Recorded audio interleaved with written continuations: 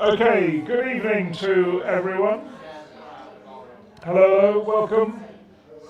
And wonderful to see so many people in the middle of the holiday period, so thank you all for coming. And I can see some new people, so can I just ask, if you haven't been before and are not on our email list, if you put your hand up, we will send around a bit of paper to get your email, and then we can tell you about the other speakers we've got coming up in the next few months. Is there anyone who hasn't got on our email list? There's one about a couple, so brilliant, there's three. So someone will come and get your email now.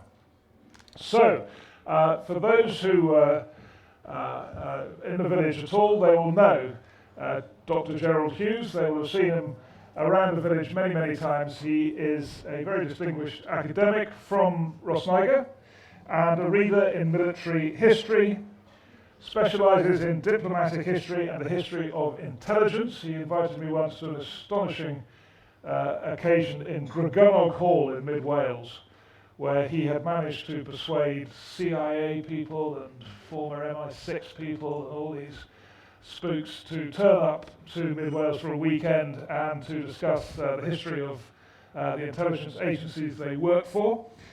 He has undergraduate and master's degrees from universities of Stirling, Bangor and Aberystwyth, PhD from the University of Wales on West German Ostpolitik, 1955 to 1967. But don't worry, it's going to be broader than that tonight.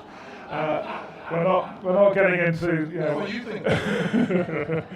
And is a fellow of the Royal Historical Society. So we could hardly have a better speaker to talk to us about this famous phrase from an American manufacturer: history is bunk. So will you tell us, please, Jerry, about history is bunk? How about that, without repetition, deviation? In 30 minutes. You're not Nicholas Parson. I don't mean to speak big. Okay? You're fine. I don't mean to speak big.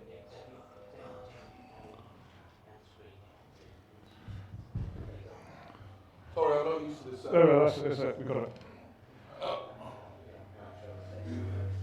Oh, we're missing a bit off the side there. Never mind. PowerPoints, you should be aware, aren't for your information. They're just pictures that you can look at so you avoid falling asleep and embarrassing me. This is a common... Is the mic not working? Technician? Doing my best. Good job we weren't doing live aid.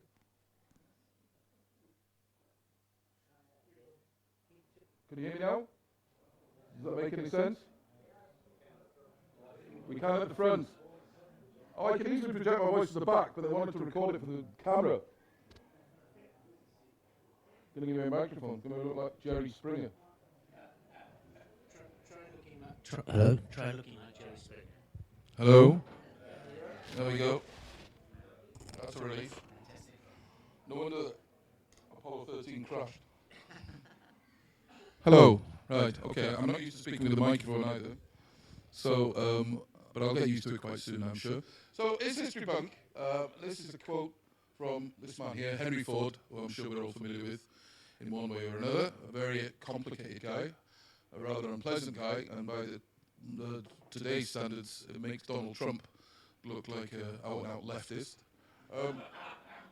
He was, of course, a very successful manufacturer of motor cars, and he very famously said, history is more or less bunk. In fact, he actually said that it's usually translated as history is mostly bunk, but in actual fact, what he said was, in an interview in 1916, by which time he'd already established himself as a motoring giant, he said, history is more or less bunk. It is tradition. We don't want tradition. We want to live in the present, and the only history that's worth a tinker's damn in history is the history we make today. And that's the trouble with the world. We're living in books and history and tradition. We want to get away from that and take care of today. We've done too much looking back. What we want to do, and do it quick, is to make history right now. Now, this was a brilliant piece of spin and a brilliant piece of PR. I'm going to talk a little bit about whether or not he actually meant it, and what he thought he meant, and what people have thought he means ever since, because history, in the words of R.G. Collingwood, isn't just a series of facts, it's an unending dialogue, which is why we continually get new books on the Peloponnesian War, the Spanish Armada, the appeasement of Nazi Germany, the origins of the Gulf War, etc., etc. And he said this in an interview with a man called Charles Wheeler. Well, I don't think it's the Charles Wheeler from the BBC, although he did have a venerable career, of the Chicago Tribune in 1916. Now, this went against the tradition of many people, and there's a very famous quote by Isaac Newton, which you may or may not know. Obviously, Henry Ford would not have been able to make the achievements he did without the intervention in the immediate phase of the internal combustion engine. But Isaac Newton was once told he was a genius, which he was, and the term properly applied. And he said he'd only done what he'd done because he'd stood on the shoulders of giants. 20 centuries of scientific progress led to him and his theories, his three theories in the 17th century. But it seemed that Henry Ford had rejected this notion. And in the New York Times a few days earlier, in a much less reported thing, Ford had said that a nation's need had, he denied that it needed a founding myth. Every nation has a founding myth. The United States is a particularly good example with the American Revolutionary War between 1775 and 1783, which was built on the search for equality and the search for freedom and everyone's right to pursue life, liberty, and happiness. Ford said he did not believe in history, that history was of the past and had no bearing upon the present, and that there was nothing to be learned from the history. History need not be studied nor considered, was what Ford said. Now, this comes at an interesting time in history. You have to remember it. In the 19th century, what we see in universities in Europe in the first place and in the United States secondly is the so-called professionalization and institutionalization of history, which takes history from simply someone writing chronicles of the past and saying, and this happened, and this happened, and this happened, to a formal study process in universities whereby history can equip you for life in the outside world. And this was done by means of the introduction of the formal academic essay, by use of the footnote, and believe it or not, there is a book by a chap from Princeton called Anthony Grafton called The History of the Footnote, and the seminar, which any of you who've been to universities will know is the period where you sit and look at the floor. And I now sit in the room and look vainly for anyone having an opinion on anything, whether it's right or wrong. Ford's opinion of history gained wide currency at the time. This was in the age of modernism. The United States was booming. Already by 1914, it was clearly the leading power in the world, if not in military and colonial terms, but certainly in terms of economic potential. And it seemed to echo the notion of progress in society. And if history means being stuck in a time walk, that we'd all need to, all we would need is a faster horse rather than a motor car to replace the horse. And it appealed to many people's ideas of the notion of modernism and the like. And of course, many people nowadays say, people who criticize Brexit say, well, the thing is, the problem with Brexit is it's looking back to when Britain had an empire, and it's looking back to our finest hour in 1914. It's got nothing to do with economics and the like. And you may have seen some of these arguments in newspapers like the Times and Telegraph and periodicals like the Spectator and the London Review of Books and the like. So these arguments aren't new, but they never go away. And also what's important to remember is, and I'd like you to think a little bit about that, if you do, there are different forms of what history supposedly is. And these are sometimes subdivided up in academic terms within universities, which many people can't see. So you have memory, you have heritage, you have history, and the like, and you have various forms within that. Now, Ford on Napoleon, for example, said, I'm not going to bother reading out the quote because there's nothing more boring than someone reading out a lecture, apart from someone not reading out a lecture. He said, what do I care about Napoleon? What do I care about what they did 500 or 1,000 years ago? I don't care whether Napoleon did this or that or the other. And he said this in an interview, in that same interview, and it was much less reported, with Charles N. Wheeler in the Chicago Tribune on 26th of May 1916. Now, this view is shared by many people today, and usually when I meet someone on a train who starts saying, what's the point of doing history?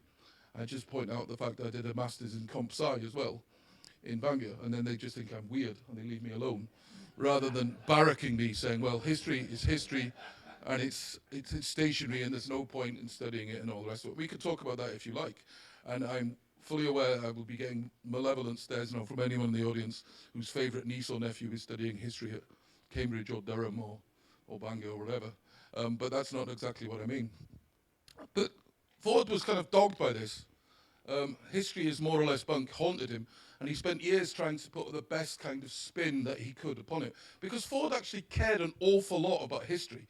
It's just he had a very tight definition of what history was.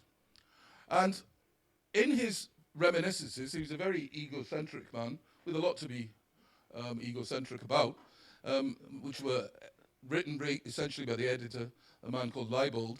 He said, in 1919, and you'll see a few things that happened by then, we are going to start something. I'm going to start up a museum, which is an odd thing for someone who thinks history is more or less bunk, and give people a true picture of the development of this country. That's the only history that is worth observing,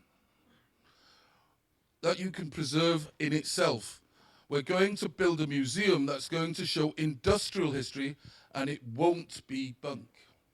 Now again, Ford knew that this quote would be taken and used in reviews and would be fantastic PR for the man. But in that same year, he decided to defend himself against in a libel suit in an editorial in the same Chicago Tribune, in which he was called an ignorant idealist, an anarchist, who was actually incapable of thought. Like Trump, he was into litigation, or Rupert Murdoch. He didn't like people besmirching his reputation. He wanted to be something more than just a billionaire. So he was on trial in history in 1919. So the counsel who was defending the Chicago Tribune asked him, what do you mean by saying history is bunk?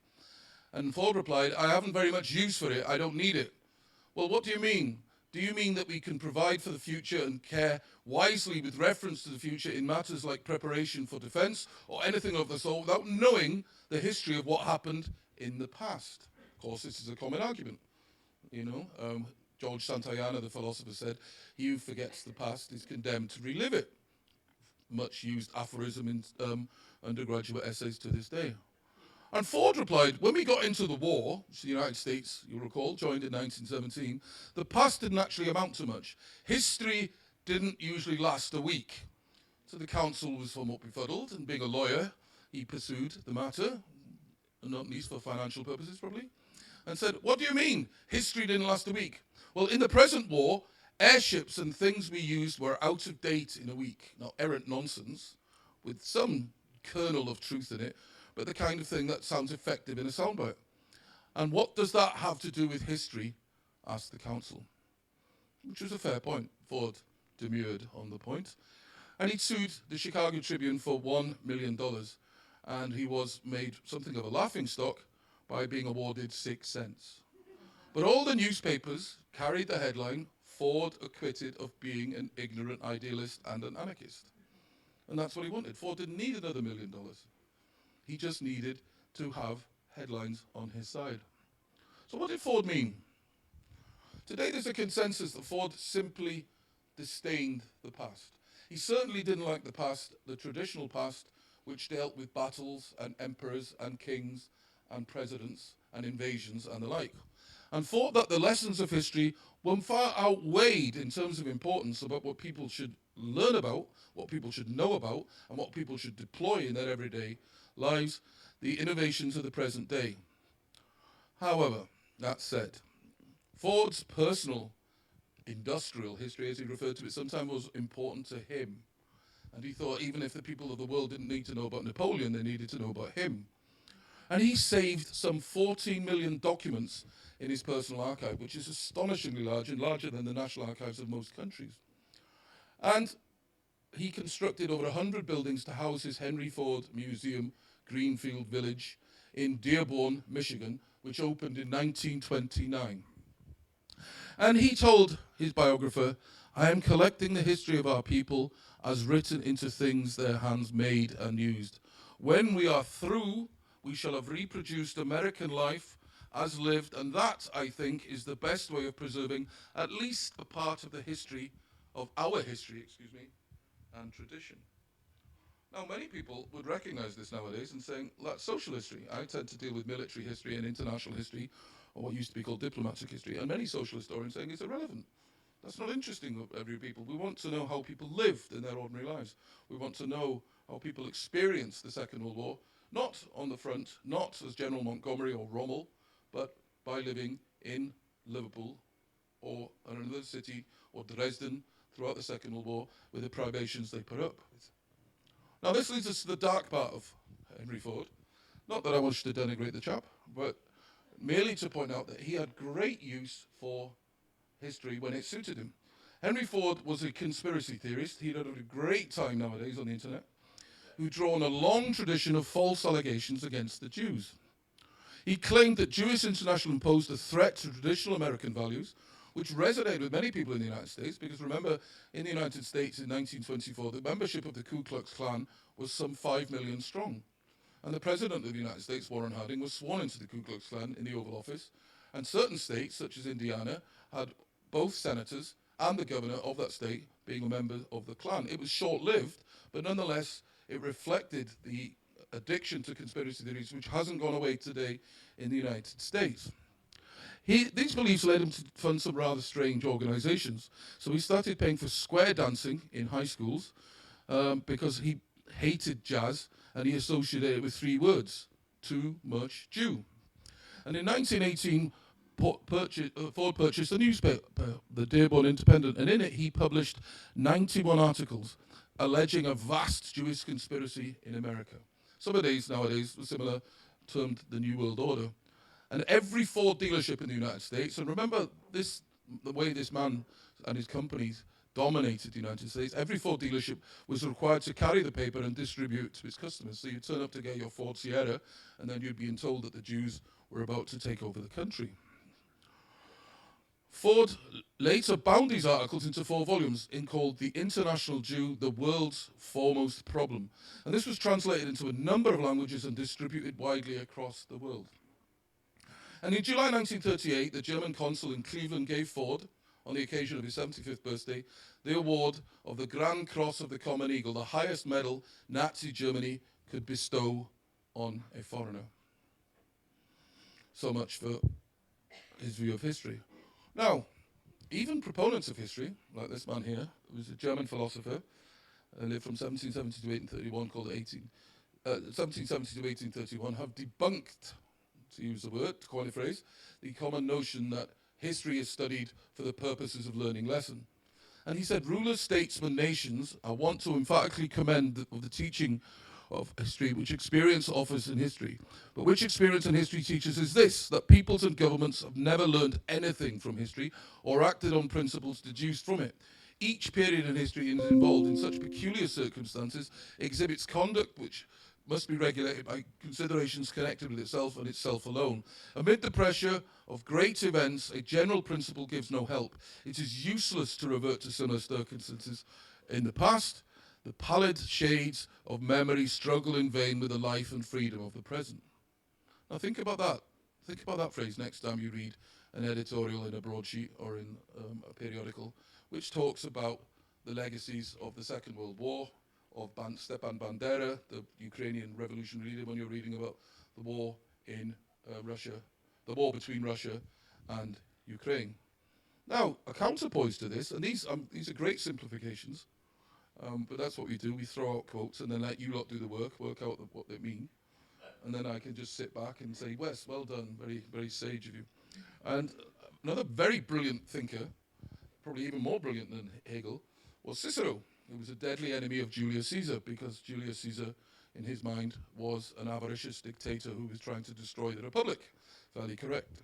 To be ignorant of what occurred before you were born is to remain always a child. I remember being an undergraduate once, discussing this, a particularly poor seminar, and the chap taking the seminar dismissed us as children when we left, and the message was quite clear to us. We were ignorant of the world before we were born. In fact, we were fairly ignorant of the world that we were in at the time. So now, what I'm going to zip through these next slides because there's too much detail in them. But I'm just going to draw some general principles from there. Now, to bring it up to date, now I'm going to talk something about how history can be used in society. Because any of you who've ever studied history, I'm sure, shared my experience. You sit on a train, are you going to be a teacher? No. What's the point then? Um, uh, whereas, in fact, we've spent a long time trying to get people to do transferable skills and to learn what the value of doing history is. So when you study the Spanish Civil War at university, it's not so that you can go and advise the government on the Spanish Civil War. It's so that you can locate, analyze, and deploy a large body of evidence, information from a large body of evidence to use in all kinds of jobs. Right? Now, so Walter Lacour pointed out in 1978, this is contra to Hegel, but he was discussing Hegel, every historical situation is unique, but now and then an event recalls the past with such force that comparisons become inevitable. So Russia invading Ukraine, of course, invited all kinds of comparisons between Putin and Hitler, and between the Ukraine and Poland, and between the Soviet Union in 2022 and Adolf Hitler. Now, the chief executive of the British Academy, which is the kind of, if you like, the head office of history, the historical profession in Britain, said too often people don't think about how much they can learn from the past. And he made a very big speech out of this, and I wrote an article about it, and lots of people have very fierce views about things. But in fact, this is nothing new. This was done in ancient China. In ancient China, the government employed civil servants and officials, mandarins as they later became called, that were specifically charged with analyzing history in order to get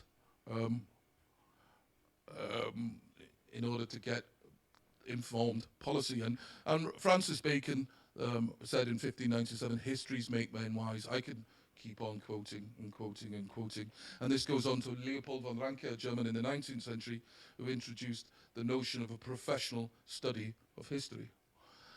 Germany and the United States did this systematically and rather better than Britain, but Britain nevertheless did it. And there was a national approach in the United Kingdom, and academic history is PR, where academic historians, and rather the role they have in France, have far more of a role to play than simply sitting in universities and educating students and being berated for going on strike in the Daily Express, but in actual fact have an original contribution to make to the academic and political life of the nation.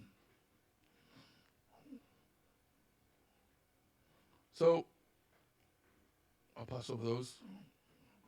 And we're not seen in recent years as the so-called renaissance of applied history. And there's no journal signaling this. This is what happens in academia. So in the wake of 9/11, for example, you've got lots and lots of journals coming out looking at terrorism because of the events of September 11th, 2001 in the United States. And applied history is basically the notion that you can study history and have direct lessons applied, as in applied mathematics, of course, as opposed to theoretical mathematics, or pure mathematics rather, which rather than a theoretical base has a real world use. And the debates on this go back and forward, and I can say something about that if you like. I'm sure some of you have opinions on certain things, and I wrote a book a few years ago about appeasement and its post-war legacy, and the way in which appeasement was used by people. It's used repeatedly by people in the post-war world, especially in the United Kingdom. So in 2003, Tony Blair went to the House of Commons and said, "I'm not going to talk about history." He said, "This is not the time for sound bites, but the hand of history is on my shoulder." And then he promptly talked, instead of talking about Saddam Hussein and Iraq, because he thought he might not win the vote, he just went on about Adolf Hitler in the 1930s. And he promptly won the vote. Now in 2014, the Conservative government of David Cameron proposed possibly intervening in the Syrian civil war. And he again started invoking Hitler and all the rest of it. 2013 actually, excuse me. And a woman on the Conservative benches, but who actually had a PhD in history from Cambridge, stood up and directly tackled him and refuted his points, point by point, and said, yes, Assad is a very bad person in Syria, and the Ba'ath regime is bad, and it's backed by the Russians and the Iranians and the rest of it. But it's not like the 1930s for the following reasons. So it's almost like if you can pin the tail on the donkey. In 2003, people were persuaded, not all the people, of course, remember the mass demonstrations against the war and the invasion of Iraq, but enough people were persuaded, okay, here's another Hitler and we should have done something the first time. So this is when these lessons of history become manipulated and become part of a battleground, if you will. Now, I'll just end on this. A very interesting book written about 9 years ago about the History Manifesto, which argued, for example, because the national curriculum doesn't require school kids to do GCSE level, doesn't require them to do history, and it made history of them. And what they talked about, a spectre is haunting our time, a spectre of the short term. And you can see, there was a very famous quote by a German, Franz Dehler, a German politician in the 1950s, in which he talked about Churchill had said, a statesman thinks of the next generation, a politician thinks of the next election. And I would suggest nowadays that all our politicians think about is indeed the next election. Thanks very much. Okay, thank you very much indeed.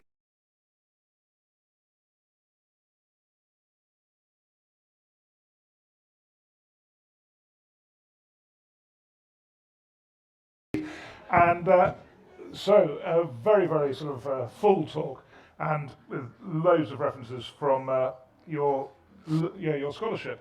So can I just kick this off with one question? You seem to be saying that there's one way of looking at history, you learn lessons from history, that's a useful thing to do.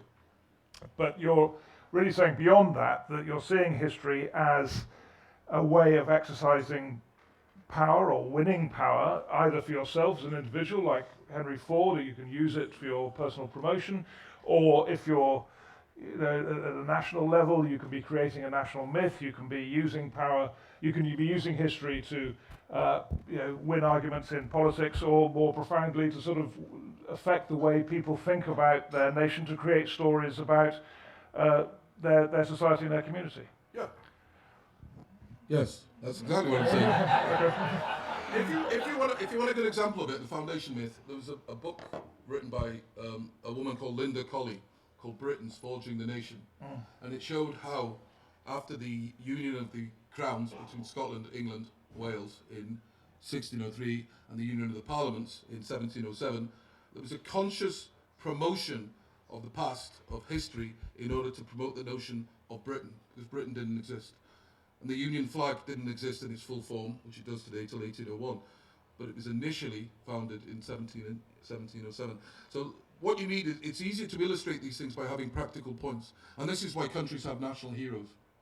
And there is, in certain countries, where there's a divided audience, they have very divided national histories. So for example, as we see in the United States with the tearing down of all the Confederate statues and the rest of it.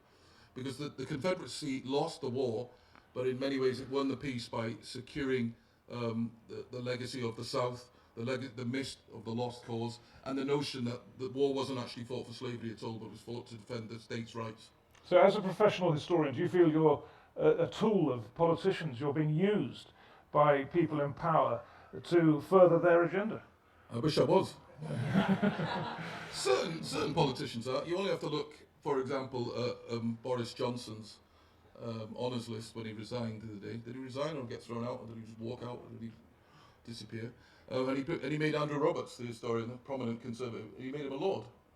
And Johnson's into this, and Johnson's written a book, on a couple of books on Churchill, and relies on the Churchill myth as a central part of what his notion of what Britain is and what the Conservative Party was, such as it was to mobilise. Obviously, he's rather mobile in his views. And Okay. his opinions. You got a microphone. It's now in good order. Jerry, so if we Okay. can, And while that's happening, let me just say, the machine, the sort of very sophisticated credit card machine, which was charging an entry fee, may have double charged 3 or 4 people. So just try hello. So it's definitely the machine's fault, not the operator's fault. And if you see on your card that you have been charged twice, we'd be delighted to hear from you and to refund or free next time or whatever. Is that about right? Good. So can I throw this open to questions and comments from the floor? I have one if you want one. Yeah. Go for it. So, Jerry, I found that really, really interesting, and I'm not a historian; I'm a scientist, as you know. But my job, before I was retired, was recruiting people, and our HR process for recruiting people got people to recount how they'd actually dealt with situations in the past on the basis that past behaviour was the best predictor of future behaviour. And so I don't know what you think about that as a historian, but I just thought that that was something that my closest association with sort of history was. Yeah, that's a very good point. There's a tradition in British philosophy called empiricism, which is about observation, and you derive from observations your real life experiences. And of course, when I speak to students, I make those cases, and if they don't know the answer to something, I say try and work through the process and base it on something you've either read about elsewhere, how states will behave when they're placed, or individuals will behave when they're placed in certain given situations. So yes, that's a very good point, even though you're running about somewhere. Roger. He's come over here now. Ah. Just hide behind there. Gerald, thank you very much. Beautifully delivered. Massive topic. Experience. Oh, just let me get this right. Experience is the supreme thing. Henry Ford. A little bit hypocritical, that, isn't it? Because experience clearly is the past, isn't it? Well, everything's the past in that sense, in as much as time dimension. Although, believe it or not, there's a friend of mine in Edinburgh who actually works on this, and the notion of what time is, now it works, and he actually explains it rather beautifully. So everything is in essence in the past. But what Henry Ford didn't like, for example, he didn't mind. If you look at his museum, and I think there was a picture in there, and there's a wonderful range of technologies in there. You know.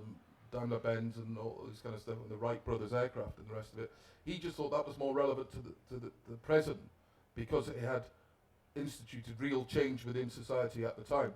Whereas he didn't think it was relevant that Pickett's charge, for example, on the last day of the Battle of Gettysburg in 1863, failed to dislodge the Union from the hill. For him, that was an irrelevance. And the only thing that mattered for him about the American Civil War was the side with the best industry and the best inventions and the biggest innovation and the largest workforce and the most raw materials won. That's all Henry Ford cared about. And then he said, you don't need to actually bother analysing that. You don't need to go into it at all. Thank you. And B, the AI, or A1 as Bob Mortimer calls it, AI is based upon history, isn't it? It's data that has happened in the past, and your algorithm, perhaps not AI, because that's slightly beyond, but an algorithm will just take the past, will take history in order to make its decisions as whether you want to buy a Ford Sierra. Yes. So history is not bunk. No. Thank you very much. So would I. Good night. But you see, I work in a department of international politics, and sometimes they go for these arcane theories, and they don't have too much to do with history, but they refer to history in this pejorative way as the database of international relations, as if it's just something you go and get facts from off the shelf and that. So, but when we make arguments, we do deploy facts. So I wrote a thing recently talking about Zelensky wanting to join NATO. And I pointed to the problem when you're a weak state in the international system and you appeal to the strong states to help against another strong state is that you tend to get left on the shelf. And that happens. And that's logical. But I also pointed out that it happened. Haile Selassie, when Ethiopia was invaded by the Italians in 1935, went to the League of Nations. He was a member of the League of Nations. He says, you're about defending the weak. What about us? And they kind of went, we don't really fancy having a rock with Mussolini. And they didn't do anything. And the same with the president of the Spanish Republic, who said, every day I expected the French and the British to wise up and do something, but they didn't. So you can use those kind of precedents in arguments like you much do, because history is just an unending argument, as Collingwood said. The common misconception that it is you just go and learn a bunch of facts, but I tell my students all the time, when you give me an essay, you are a lawyer, you're like an advocate or a barrister. You know, I don't want just, if I want to know about the Spanish Civil War, I'll go and read Paul Preston's book, very eminent guy from Liverpool. who's written the best books on the Spanish Civil War in the last 50 years.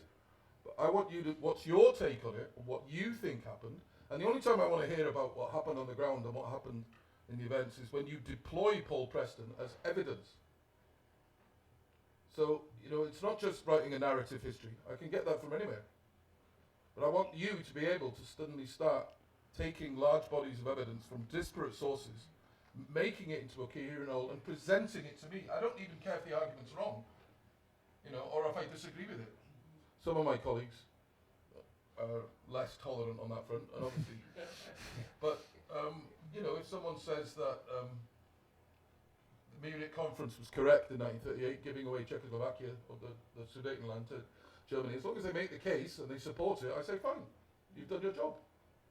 In the same way, a defence barrister, as long as he does his best to defend his or her client, as long as they do that to the best of their ability, has done their job. Whether they win or not is another point.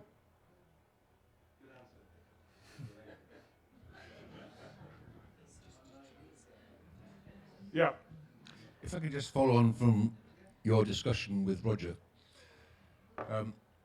It seems to me that Henry Ford was saying history is bunk, but he might have just been relating to ancient history, such as our secondary school kids learning the kings and queens of England from 1066, whereas he was not saying living or history within living memory is bunk, because that's important, because that's what we develop. I'm not sure whether you agree with that. And are our kids still learning No. kings and queens from No. 1066? Not at all. No. I stopped a long time. I learned kings and queens. Yeah, so did I. A while ago, yeah. But I learned it from Ladybird books. I did, and I still have them all. And they're wonderful. They don't look. Ford wasn't just referring to the recent past. For example, he would have seen some value if someone had talked about the methods used to build the pyramids. Because remember, history is such a grotesquely wide field. You can't really pin it down on anything. Because I always say, because when people criticize history, I go, what do you mean, Marxist histories, feminist histories, history of women? Because feminist history and history of women are two different things. You know, European history, international history, global history, gender history, that's another one that's different. Welsh history, the history of Wales, those two are different, believe it or not. And it's just such a huge field. So if you ask me now, or if you ask Owen, name the top 20 historians of Pakistan, you could do it, and then you go, what about him, what about her, what about him, what about her? And yeah, it's because it's just so vast. That's the problem, you see. And people, when they come from smaller disciplines, attack. But the history of schools has become a ridiculous football. And there was Michael Gove saying they're going to learn all about Nelson and the rest of it. As long as you learn the right things about it. But they don't tend to do that now. They tend to reflect the culture wars in the United States, which are increasingly spreading to the United Kingdom. But Yeah. Question here. Back on to you. So it's quite famously, Quite close. it's quite famously said that history is written by the winners. There's always an element of bias when it comes into it. How is there any way of saying that what Gerald Ford was saying wasn't based on bias? The history is always based on bias. It's quite obviously that if you say you're not biased, you're either mad or you totally believe it, which is even more dangerous.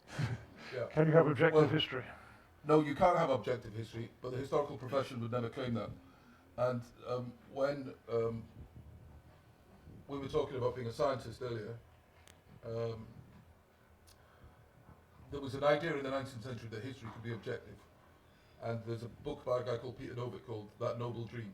And what it does is it charts the long path away from that, from the idea that history is objective. And this, so the first thing you look at is the historian and his or her biases, and you bear that in mind absolutely. You cannot be value free, and there's no point in trying to be. But what you can do is you can make an argument based on the evidence to the best of your ability, right? And there are certain approaches which shout out your bias. So if you're a Marxist historian, I believe that all history and all the major events in the world are dictated by the class struggle. Nazi historians said, on the other hand, for example, far-right historians would say everything is about the struggle between the races in the world and the rest of it. So you can't be objective. And Hugh Trevor Roper, for example, who was a conservative, a very smart man, who was a Regis professor in Oxford, and he said one time, when you get a document, you should think three things about it. He used to tell his students. right? First, who wrote this document? Were they in a position to know what they were talking about? Second, who did they write it for? Right? So if you're writing CIA reports for Lyndon Johnson saying get out of Vietnam in the 1960s, and there's a big debate on this, there's no point saying get out of Vietnam, whatever the fuck's sake, because Lyndon Johnson says I like it in Vietnam, or I can't leave because of politics. So, and the third one is, why does this document exist? Those three simple questions. Those three simple questions. So scientific objectivity, and that's when you get, I mean, you go right to the extremes, you get postmodernism, which has everything in terms of, is absolutely relativistic. They have no answer to the question like, well, why did you say we don't know the Battle of Britain happened? Because it's just a narrative imposed by usually white male military historians. But the one they have to duck is, so you don't think the Holocaust happened then? And then they get tied in all kinds of knots, you see. But it's into that crack where you get far-right people like the Institute for Historical Research, which is on the web, which is, not the Institute for Historical Research, but the Institute for Historical Revisionism, Institute for Historical Research is part of the University of London. It's in California, and they have all these articles on that. So they use the notion that you can debate things in history. And there are debates about the Holocaust, but the debate isn't about whether it happened or not. So maybe just worth adding it in terms of the bias of the writer, that one of the trends in US journalism now is that at the bottom of the article it says who wrote it and a bit about them, who this person is, maybe even where they were educated, what their background is. So the idea being that the reader is then free to filter what they read in that article through the biases that they would assume come with, going to certain universities or not going to university or whatever. Yeah. Yeah, can I ask you about these? What dictators what lesson do they learn from history? I can understand what you said about politicians. They think of the next election. You've only got to look at the debates taking place in the Conservative Party now and the Labour Party about how much emphasis should be given to environmental issues. Of course, those sort of things don't concern a dictator. But what lessons do the dictators of the world take from history to ensure their survivability for many, many years, far longer than that of a democratic politician? That's very good. It depends on the dictator, of course. So, certain dictators are schooled in history, and certain are not. Certain dictators, so for example, the dictator in Portugal from the 1920s to the 1970s, Salazar, was an academic in economics, and that shaped his view of history. So he had a fundamentally economic view of the world. So if you ask me about a specific dictator, we can talk about it. And they harness things from the past. So Saddam Hussein, let's take him as an example, he looked back to the period of Babylonian and Assyrian greatness, and he inherited the mantles and adopted the symbols. The Shah of Iran similarly looked back to the Persian Empire and the rest of it. So they pick and choose as they go. Now, an interesting example is Stalin in the Second World War, because obviously after he came to power in 1920, after the Bolsheviks came to power in 1917, they suppressed the past in Russian history. Alexander Nevsky and all the glorious heroes, Marshal Kuznetsov and the resistance against the French and the rest of it, and they crushed the Russian Orthodox Church. But they found it expedient after June 1941 to appeal not to communism, not to Bolshevism, but to the defense of Mother Russia in the Great Patriotic War. And they talked about Alexander Nevsky, and they talked about defeating Napoleon, and they let all the priests start the Gulag to go back and practice, which they reversed obviously in 1945. So they know how to use history, of course they do. They've got more leeway to do it, and they use it rather more ruthlessly. What about Putin now? I mean, what lessons should he be learning? Excuse me, can you wait if you've got the... Yeah, so the question was, what about Putin, and how is he using history in this conflict now? Well, one of the ones primarily is, which is very much under-commentated on, and the BBC's taken all these stories down. There was an insurgent leader in Ukraine called Stepan Bandera, who lived between 1909 and was assassinated by KGB in 1959. And the Russian media commonly, and the Russian government commonly refers to people fighting for Ukraine as Banderaites. Now, Bandera undoubtedly was a collaborator with the Nazis in the Second World War. He undoubtedly led the Ukrainian insurgent army and murdered over 100,000 Polish and peasants and Jewish people. And he's a hero in several parts of the Ukraine. And in the west of Ukraine, there are huge monuments to him. And the Ukrainian diaspora around the world, for example, in Edmonton, there is a 25-foot statue of him in the middle of town. So the Russians used that. They used the memory of the Great Patriotic War, the good war, which also prevails most of the time in the United Kingdom and the United States, to say, well, look, these guys have got statues of this guy who was fighting with the Nazis, who was fighting against the Grand Alliance, who was fighting against the United Nations, and how can you tell me they're fighting for democracy now? It's a misrepresentation, but there is a core of truth in it, and the Russian people believe it. In the same way Putin believes, I think he genuinely believes this, certainly his ideologues do, like Alexander Dugin, that there is no such thing as the Ukrainian nation.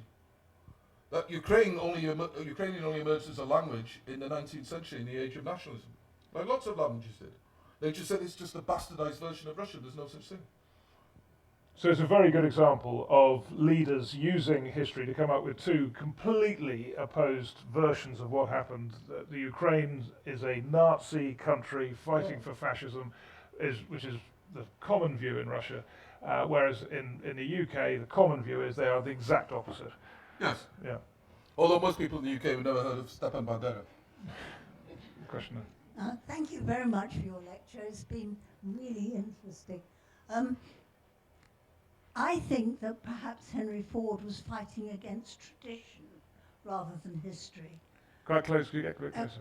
Because tradition is much more, it's not written down as history is, but it's very forceful, and it prevents people with new ideas from having free range. I have fought against tradition all my life, because when I was young, you could go to university, but a woman could not take a degree. She could not be on her husband's deeds for a house. Salary couldn't be allowed to contribute towards buying a house or taking out a mortgage. And she couldn't even get a credit card without her husband's approval and all his earning details made public. And this, I think, you fought against these things, and they have changed. And this is what I think Henry Ford was fighting against, not so much history as tradition, because that was holding back a new thing. But you have to revisit history all the time. We've had an example just this day of a man who was A bit closer to the mic, yeah. a man who was accused of rape after 17 years in prison and DNA advances. He has been released. If you revisit historical things with new techniques, this is incredibly interesting, and you advance. It's not that it's just dead and in the past. You can revisit it and enhance it. Yeah, absolutely. But the thing is, when you talk about railing against tradition, remember, subjugation of women is a bad tradition. The tradition that Henry Ford was railing against was that people were allowed to have trades unions and allowed to have paid holidays. So that was one of his trades he railed against, and he was instrumental in strike busting and all the rest of it in the 1920s and the rest of it. And he was convinced that all the trades unions were controlled by the Jews. But he was making a car for the masses, and there weren't autobahns or motorways or anything. So it all happened. He was against the sort of social mores of the time. Yeah, but some of the social mores were worth actually either defending or at least modifying. Not allowing Henry Ford to portray it as a world Jewish plot, to destroy civilization by allowing trade unions wasn't quite the same. But I take you're absolutely correct in revisiting it all the time. And as I said, that's why I quoted Collingwood, who said, history is an unending argument, which it is. And there are new methods, and there are new evidences, and there are new styles and new ways of approaching things. You know, and yeah, you're absolutely correct. Yeah. There's a question at the back. Yeah, thanks. That was a very interesting set of examples, and I was reminded that history is philosophy with examples. And what I was interested in, your position maybe, this is my own interest because I'm involved in the psychology of remembering, and Ian McBride, as you know, says historians can't heal because they argue all the time. Wow. And Ian McBride's a historian involved in understanding the story of the 6 counties, or as the British call it, Northern Ireland. And I don't know what you'd want to say about that as a historian, because I think arguing can be very conducive, especially in preference to violence. And so just wanted to comment on the challenge of what you might call national identities and personal damage through people who get killed or hunger strikers in the nation of what was the British Empire, but now has its own set of identities for each of us here, if you like. We're not just individuals, we're always, to some degree, belonging to some kind of social cohesion. Yeah, that's Ian McBride's a very good example. I happen to know his work. He's a very eminent scholar. I think he's at Cambridge still, and of Ireland. But he used to be involved primarily about the 17th and 18th centuries. But it's quite clear that what he's learned from there in his analysis of Irish society, such as it was during the so-called Protestant ascendancy, he has applied very usefully to the case of Northern Ireland. And in particular, I suppose you know the work on his work on Peter Hart. Peter Hart, very controversial Canadian historian, who basically, if you write about Irish nationalism in the main, unless you're Ruth Dudley Edwards, you tend to have a sympathetic position. Whereas Peter Hart was a Canadian who was lambasted and had his reputation destroyed in Ireland because he said the IRA was engaged in sectarian murder from the start of its campaign against the British state in the First World War, leading to the Civil War in 1923. So yeah, Ian Hart's Ian McBride, is a perfect example of that. And I agree with you. I agree. The whole thing about national identity is, well, historians are called as expert witnesses. A friend of mine, who funnily enough has just finished a book on the British Army in Northern Ireland, 1966 to 1975. He was an expert witness both for the Mau Mau, claiming compensation against the British occupation forces in Kenya, and also for the people campaigning for the murder of Pat Finucane, the Sinn Féin lawyer, to be recognised as an act of collusion between loyalist paramilitaries and British security forces. So that's their role there. They can be advisors, but yeah, they're going to argue about it. But the fact of the matter is they still have pasts, they still have heritages. And one of the reasons, the problem is, if you come from a certain tradition within Ireland, for example, let's talk either a republic or in the north, you'll be attacked for being from that tradition. Peter Hart was attacked precisely because he was from outside of Ireland altogether, because he was from Newfoundland. So you can't really win. You know, that's the problem. I suppose what I want to ask, though, is could you not say you want to say something what they say is wrong rather than always biased? How do we? That's what I'm trying to push you. You know, is it within the historians playing their role? Yeah, you say it's wrong, and you know, quite often you get cognitive dissonance when someone, for example, is a lifelong scholar at Trinity College Dublin, and then comes out with some really extreme Republican views. You wouldn't expect that. You would more associate that with Trinity College Dublin. So you do say they're wrong, yeah. And if you want to be abusive, you say they're biased. But it's a thin line, and you have to be careful. Yeah. So coming back to Henry Ford and his museum. Oh. I'm sorry. Oh, yeah, coming back to Henry Ford and his museum. If you think about history as interpretation, that's one thing, isn't it? But if you think of history as the artifacts that are there in the museum that sort of chart the history of the human race from the bits of flint that you find in Kenya all the way through to your smartphone, and it's all there all of those bits, those innovations, those things you can look at. If that's the history, then to me that's evidence as a scientist, and it's something that can be interpreted and reinterpreted. Well, of course, but there's different kinds of evidence, and the thing is, you're equating different academic fields and different fields of history. So what you've talked about there is heritage. You've talked about archaeology. You've talked about physical evidence. You've talked about documentary evidence. You've talked about increasingly used is oral evidence. You know, all the presidential libraries in the United States, they interview everyone that was involved in the administration of, say, John F. Kennedy or L.B. Johnson, and they keep them there in a catalogue, and you can go and you can listen to them. So there's different forms of evidence, of course. You know, obviously, you're going to find it very hard to get oral histories which we can trust, although we do have eyewitness accounts of the Crusades.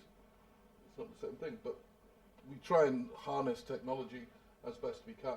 And in the same way, technology is harnessed in the scientific analysis of arrowheads in Kenya, as you said. Yeah. Thanks for that. An absolutely fascinating discussion. And a couple of times on the way through that, you made some comparisons to the modern world. And some of the rhymes of history, maybe deliberately so from your half, were jumping out, and I couldn't help comparing Henry Ford to maybe the Elon Musk of his era, but also more fundamentally, you spoke about some of the politicians, the president and the governors of their day being massively involved in right-wing politics. And I wonder, if I'm not cheekily going outside of your main discussion here, what Bunk and history tell us about the modern assault to democracy in America and the Constitution from the era that you were discussing. Yeah, well, I didn't make the point. I was just making a specific point about the Klan. And the Klan peaked after they made a film called Birth of a Nation in 1915, which was a huge hit of its day. They kind of gone with the wind of its day, but even more extreme. And it gave a massive boom in certain parts of the United States. It didn't last very long, and it went away. But the notion of populism is that at the time there was a belief. The Klan in the 1920s obviously was anti-African American, but it was also violently anti-Roman Catholic, much more so than the earlier manifestation of the Klan, because they believed that Roman Catholicism was part of a global conspiracy to undermine the United States. And the first presidential candidate in the United States was a guy called Smith in 1928, was the first Roman Catholic to run. And the Republican Party just destroyed him by saying he obviously can't be trusted to run the United States because he's in the service of the Pope. Well, that's what was said, whether openly or not. So those populist traditions in the United States there's a guy called Bob Goldberg in Utah, which talks about why the United States is so susceptible to conspiracy theories and the like. And the whole thing about the world new order and the rest of it, the trouble is now, it's mirrored on the other side by a notion that in movements on the left, that the militias in the United States are controlling the government, and that's what's so alarming about the United States, how frighteningly divided it is, and how there is no debate and no discourse between them. There's no argument. You know, the one's got fake news, and the other one, you're just they bandy words around like fascist in an extremely imprecise manner, which is of no use to anyone at all. But you say there's lots in the past to guide us in the way we think about what's happening now. Yeah, of course. Yeah. So have there been similar attacks on the protections against those assaults in the past that we can look at? So you're saying, have there been... Currently, obviously, we're seeing, and maybe we're overreading it, but the fundamental protections against the assaults on democracy are being attacked and changing, the judiciary and all this kind of stuff in America. Have we seen historical examples of that in America? Well, yeah, of course. It obviously peaks with Watergate, when the United States Constitution was venerated for a long time as being like this holy document. I remember my professor of American politics told me the first time he went there, he said he felt like he was going in to see Holy Scriptures. It's in a semi-darkened room in the Constitution, held by the Capitol and the rest of it. So that assault, and what we saw after the Second World War was what Arthur Schlesinger Jr., who was an advisor to Kennedy, called the rise of the imperial presidency. And when the American presidents found out about getting involved in foreign policy, they could escape from the clutches of Congress, which is always gridlocked.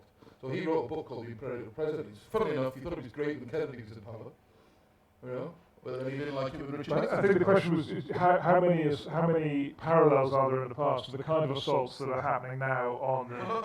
That's the parallels I'm talking about, the Imperial Presidency and Watergate. And, you know... I don't know. You said, for example, changing the court, the changes in the Supreme Court, you might not like it. You might not like it as a liberal, but it's completely constitutional. It's not an assault on the Constitution. The Guardian thinks it is. You know? But the Guardian thought democracy was terrible when George W. Bush won. And then when Obama won, it thought it was the greatest thing in the world. Any other questions? Can I just ask you to talk a bit about the changing history of Wales and what the current scholarship is saying about Wales's past, about Wales's identity, about its national purpose? What's the current debate, I presume at Aberystwyth and other Welsh universities, about Welsh history and what it means today? Well, the debate is really about what kind of state Wales is after having devolution in 1999. And is it in fact a state in any way comparable with anything that's existed in the past of Wales? Now the problem is, the Welsh foundation myth is that Wales was an entity that was conquered by England. Wales was never an entity. Wales was created because England conquered it and called it Wales. Wales meaning foreigner in Anglo-Saxon, essentially. So the foundation myth means you run into all kinds of trouble there. So what people increasingly do, they fall back on culture and language as mediums of identity and the rest of it. And you see kind of existential crisis arising from even the troubles of individuals. So Hugh Edwards rose to the top of the BBC, very well known, PhD in Welsh history, which he done and completed, and the rest of it. And his downfall was seen as something fundamental and inimical, striking at the heart of Welsh character. It really was. There's an article online about it last week. So that's where the debate goes. But the trouble is, I used to teach Welsh history, but when I taught Welsh history, I don't know how many of you know Welsh history, there was an event called Tryweryn after the Second World War, where a valley was flooded in order to provide Liverpool with water. And it was a very controversial thing. Every single student on every single module that I ever taught them, all they ever wrote about was Tryweryn. They didn't care about anything else. And it's the same if I teach American intelligence in the Second World War, they all want to write about the Cuban Missile Crisis or Vietnam. You know, no one's interested about the crisis in the FBI in the mid-70s. Was there a question? Do you have a question there? Any more questions? Yes, there's one here.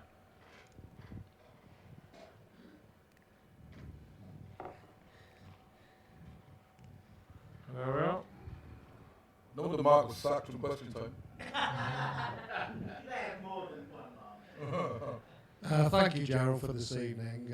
Fascinating and really interested to listen to you this evening.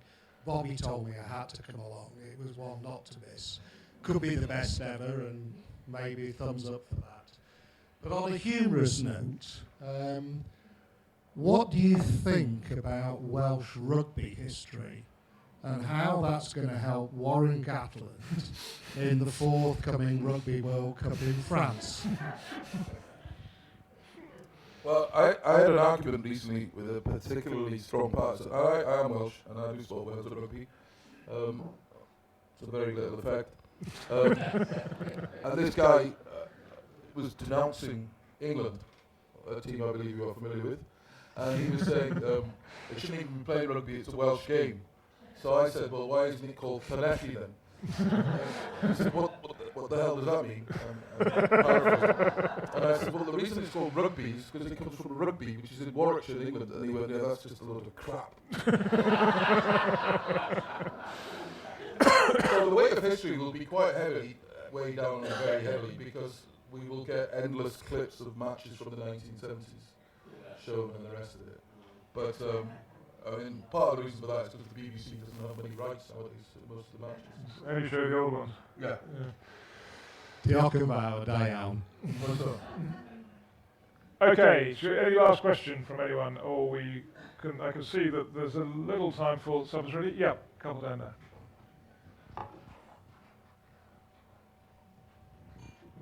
Thank you for a very wide-ranging set of answers. So, what's the answer to is history bunk? Is history Yes, more no, or or less- maybe. Is history more or less bunk? No. But for the purpose of Henry Ford, it was. And given that it's not part of the national curriculum, he's perfectly entitled not to do his GCSE in history. Thank you. And there's one down there, yeah. Gerald, thank you very much. Okay. Just a question, maybe on a humorous note.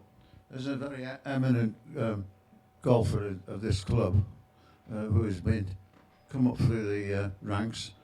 Do you intend to go any further with your career as a golfer? I'm not a particularly successful historian, but I'm more successful as a bloody historian than I was as a golfer. You know? And at least I, didn't only inflict pain on other people when I engage in history, not myself, which is what happens when I do golf. Thank you very much. Very good. Well, look, thank you very much to Jerry for a fantastic talk. Amazing range of references. Just extraordinary. Yeah.